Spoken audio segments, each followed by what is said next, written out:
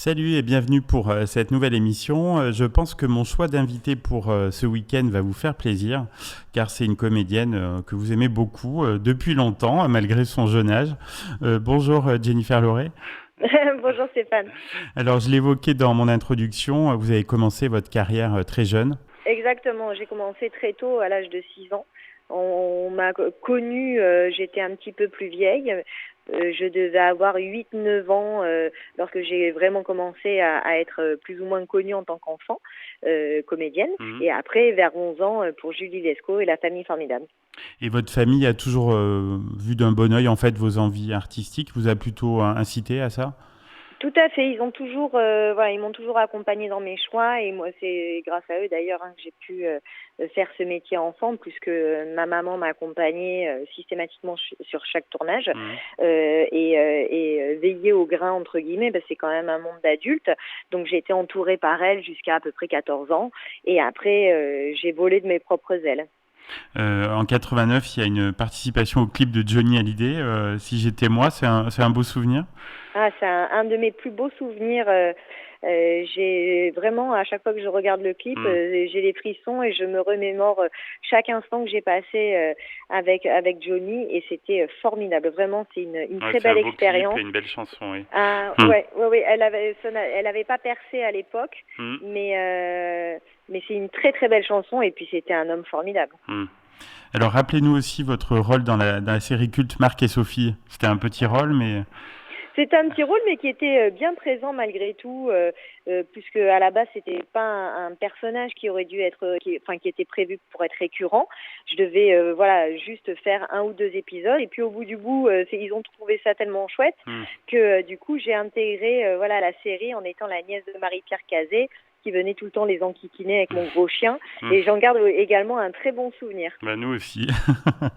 Est-ce qu'on peut dire que 1991, c'est enfin, le véritable lancement de votre carrière avec le rôle de Pénélope dans Génial, mes parents divorcent?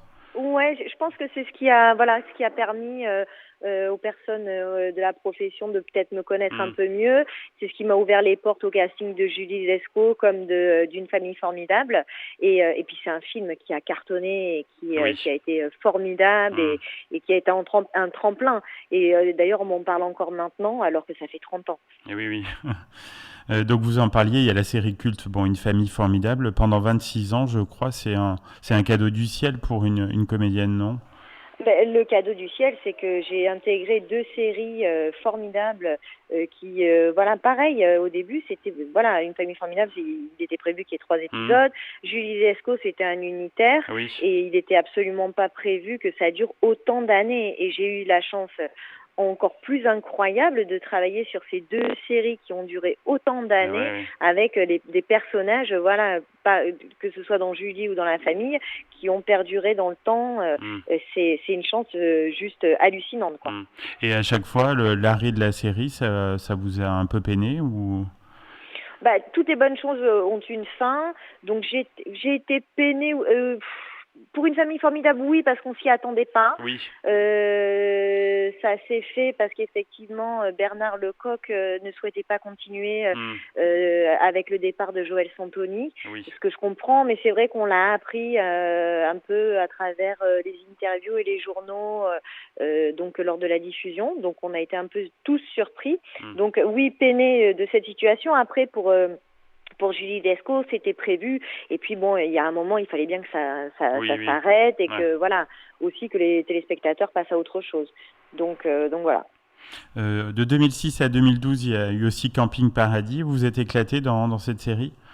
Ouais, je me suis beaucoup amusée. C'était voilà un petit bout d'été systématique à chaque fois qu'on tournait, même s'il faisait très froid. Mm. Mais c'était autre chose. C'était un autre personnage. Et puis voilà, j'ai tourné avec eux 7 ans. Et puis après, voilà, en tournant camping, je tournais aussi sur Julie et sur Une famille formidable. Donc ça devenait un peu contraignant parce Oui. que avec 4 enfants, Mm. c'était loin d'être évident. Donc il a fallu faire des choix. Et donc j'ai arrêté la série. Alors, vous avez eu de très beaux rôles à la télé. Est-ce que vous regrettez que le cinéma n'ait pas fait plus appel à vous pour l'instant?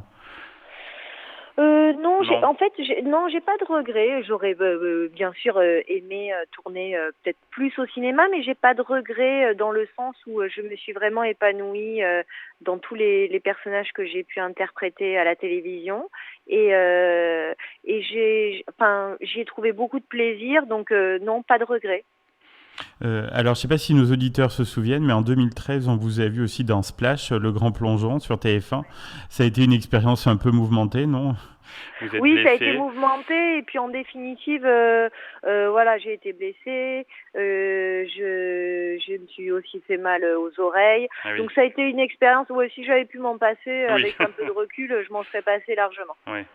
Alors quelle est votre vie aujourd'hui, Jennifer? Je crois que ça se passe du côté de Bordeaux.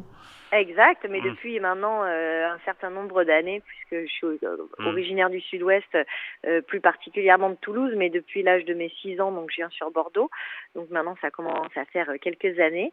Écoutez, j'ai une vie très tranquille avec mon mari, mes enfants. Je travaille sur les réseaux sociaux par le biais d'Instagram. Donc j'y trouve aussi beaucoup de plaisir parce que ça me permet de rester à la maison et d'avoir une vie de famille que j'ai pas pu avoir pendant quelques années. Oui, bien sûr. Donc je rattrape un peu le temps perdu et donc je continue à faire ce que je sais faire à travers les réseaux tout en étant à la maison, en étant une épouse et une maman. Donc c'est chouette. Et je crois que vous êtes lancé dans un nouveau challenge, non, à Bordeaux? Oui, avec mon époux et un associé, on a ouvert un restaurant qui s'appelle le Sababa, effectivement, qui marche très très bien et on est très content de ce projet. Et puis après, moi j'ai d'autres projets aussi également sur l'année 2021, donc l'année à venir. Pareil, à travers les réseaux sociaux, pour le bien-être, le sport, la cuisine, la vie de famille, voilà, réussir à concilier tout ça et faire partager un petit peu ce que je sais à travers les réseaux. Et au niveau tournage, non, des projets Non, au niveau tournage, pour le moment, bon, il y a 2-3 projets dans les tuyaux, mais pour l'instant, rien de bien précis. Donc, je me consacre vraiment pour l'instant à ce que j'arrive à gérer et que j'arrive à maîtriser. Donc, en l'occurrence, voilà, si je vais créer un plateau de tournage, moi, pour mes émissions que je vais donc mettre sur les réseaux, ça, je le maîtrise. Donc, je peux vraiment en parler. Après, voilà, les projets que j'ai prochainement, pour l'instant, rien de bien précis. Donc, je préfère ne rien dire. Ben, c'est très bien et on incite nos auditeurs en tout cas à vous suivre donc sur Instagram. On a été très heureux de vous avoir, Jennifer Lauré, dans l'émission et on vous souhaite une très belle fin d'année. Oui, merci à vous aussi et prenez soin de vous. Merci beaucoup. Au revoir. Merci.